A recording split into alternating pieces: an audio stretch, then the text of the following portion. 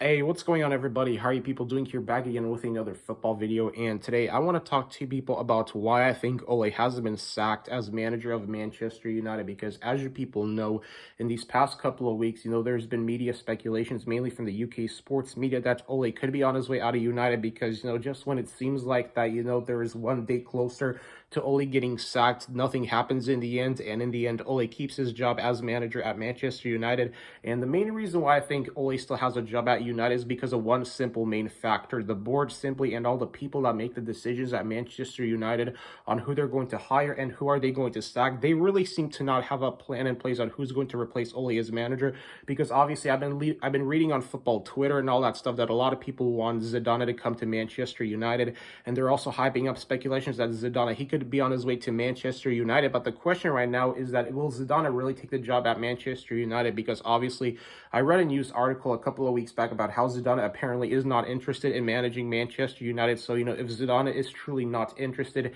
in going to United and managing them, then that just leaves the board here and all the players, not the players, but mainly the people that make the decisions about not having a plan to replace Ole. And that's the main reason why I think Ole still has a job at Manchester United. Because if you actually sit there and think about it, when David Moyes was hired by Manchester United to replace Sir Alex Ferguson, it did not really end, the way how I thought it was going to happen, because obviously David Moyes, he's not Sir Alex Ferguson, but, he did have a great track record with Everton. But speaking of David Moyes recently, man, he's been doing a hell of a job with West Ham United, and I think that David Moyes deserves all the credit in the world, especially for him to end Liverpool's 25-game unbeaten streak. Like, that just goes to show that David Moyes, all of a sudden crazy success with West Ham United is no fluke, and that, his spell at Manchester United was not really, I feel like his fault. Well, maybe it might be easy for me to say this, but if you actually sit there and think about it, it seemed like that when Manchester United hired David Moyes back in 2000 and 2013, to replace Sir Alex Ferguson, they, after a couple of months, it seemed like that they just pointed a finger at David Moyes, and that, it was his fault that Manchester United were not getting the results like how they should be getting, the year that after Sir Alex Ferguson retired.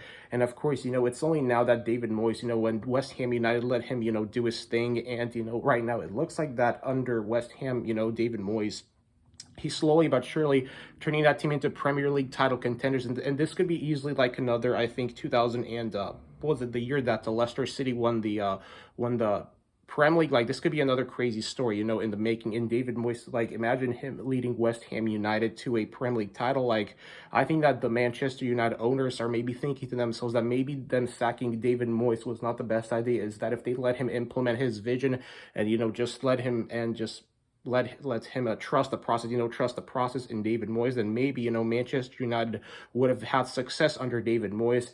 And that could be another factor is why I think Ole is still having a job at Manchester United, is because they still are having confidence Ole can somehow, put on his superhero skills, like how he did for United in the 1999 Champions League final against my Bayern team, when he scored that game winner for them. Then maybe right now the ownership is thinking that Ole can still, work some magic in the transfer window and maybe get some players and, just learn how to finally implement a system. But obviously, the biggest, I feel like, flaw of Manchester United having Ole is that, he just appears not to be able to utilize the players, And what I mean by that is, he sticks with the same one-dimensional system, and, his reluctance to make any changes for Manchester United, I think, is what's holding this Manchester United team back. Because, obviously he's still playing Fred, I believe, in midfield. Yeah, in midfield, he plays the same old formations, and he expects, opposite teams not to, figure him out. It's like, it seems like that opposite teams have figured out how to, stop Ole and Manchester United. Like, you look at Liverpool, Jurgen Klopp's tactics just absolutely outclassed Ole. So I think that that's the main reason why, I think United are still sticking with Ole as managers, just because of that one simple factor that, sacking him and replacing with another manager and expect the players to learn the system quickly is not going to happen, unless, of course, it's Zidane, because obviously Ronaldo has always had a great relationship with Zidane, and obviously I believe that if Zidane is not interested in coaching Manchester United, and, then really what plan do United have in place, to replace Ole with, if they do make the decision to sack him. So that's the video here that I thought I would explain about why I think this may be the main reason why Ole hasn't been sacked yet at Manchester United. So let me know what do you people think about this in the comment section below. Like, comment, subscribe, and peace.